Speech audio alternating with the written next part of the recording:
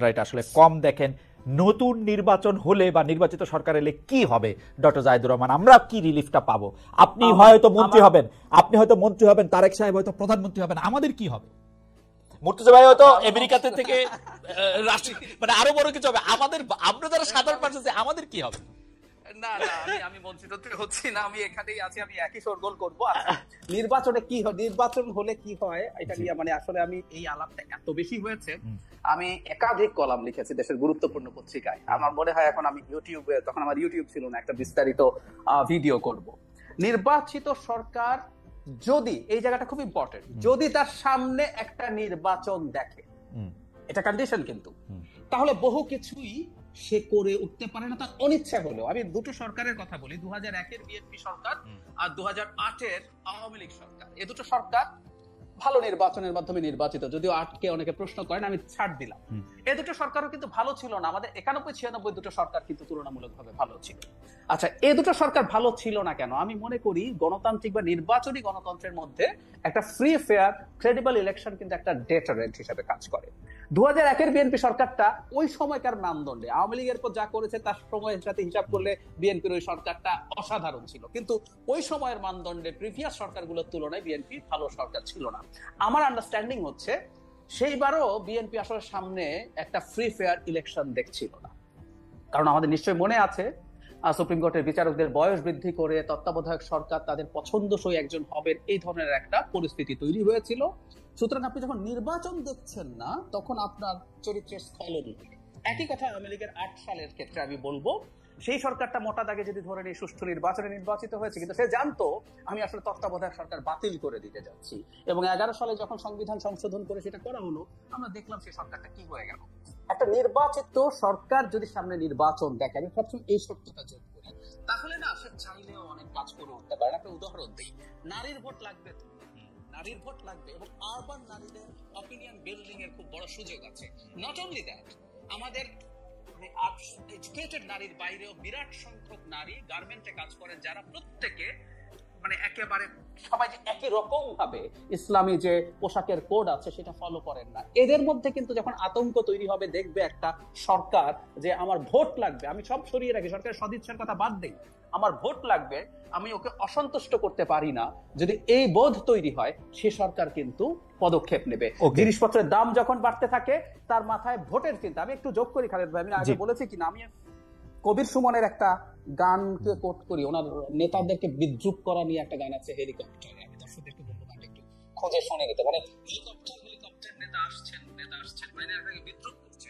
তো ওই জায়গায় একটা বাক্য আছে এরকম, ভোট মানে ভোটের জন্য উনি আসেন, ভোট মানুষের মুখে ব্যালট পেপার, নেতা দেখছেন, মানে উনি মানুষকে মানুষ দেখেন না, ব্যালট পেপার দেখেন।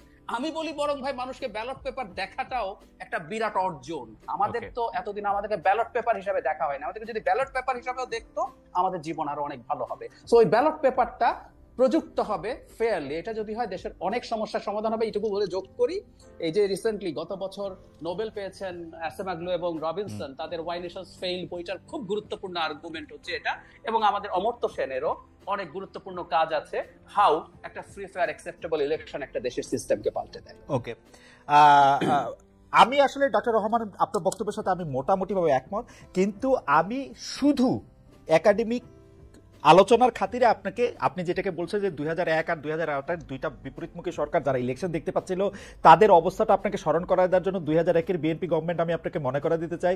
2001-এর বিএনপি গভর্নমেন্ট হচ্ছে গ্যাস চিরতরে রপ্তানি করতে চাইছিল, আমি আর মুর্তজা ভাই সাক্ষী, চিরতরে রপ্তানি করে দিতে চাইছিল হচ্ছে বিবিআনার গ্যাস, পুরোটাই দিল্লিতে রপ্তানি করতে চাইছিল। আমরা তেল গ্যাস বিদ্যুৎ বন্দর রক্ষা কমিটি করে মুর্তজা ভাই বোধহয়, আমি আর মুর্তজা ভাই পাশাপাশি সদস্য, 3-4 নম্বর হব। 21শে আগস্ট হয়েছিল, 10টা অস্ত্র মামলা হয়েছিল, এইটার মধ্যে থেকে সারা দেশে বোমা হামলা হয়েছিল, সিরিজ বোমা হামলা, এবং এক সময় গিয়ে সরকারকে দুর্নীতি এবং আইন শৃঙ্খলা ক্ষেত্রে সম্পূর্ণ ব্যর্থ মনে হচ্ছিল।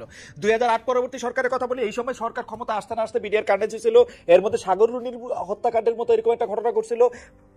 মানে সরকার হাইকোর্ট বা আদালত বাতিল করার আগে ওই আদালতের একটা সুতা নাতা ধইরে তত্ত্বাবধায়ক সরকার ব্যবস্থা বাতিল করে দিয়েছিল, এরকম আরো 5টা ঘটনা আপনারা মনে করে পরে আমি আবার কমুনে 2008-এর আওয়ামী লীগ সরকারও যথেষ্ট পরিমাণে যা তাই ছিল।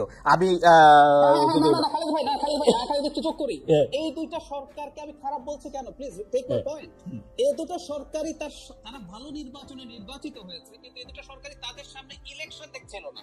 দুইটা সরকারই ফেয়ার ইলেকশন, তারা মনে করছিল ইলেকশনকে তারা তাদের মানে ফেভারে আনতে পারবে।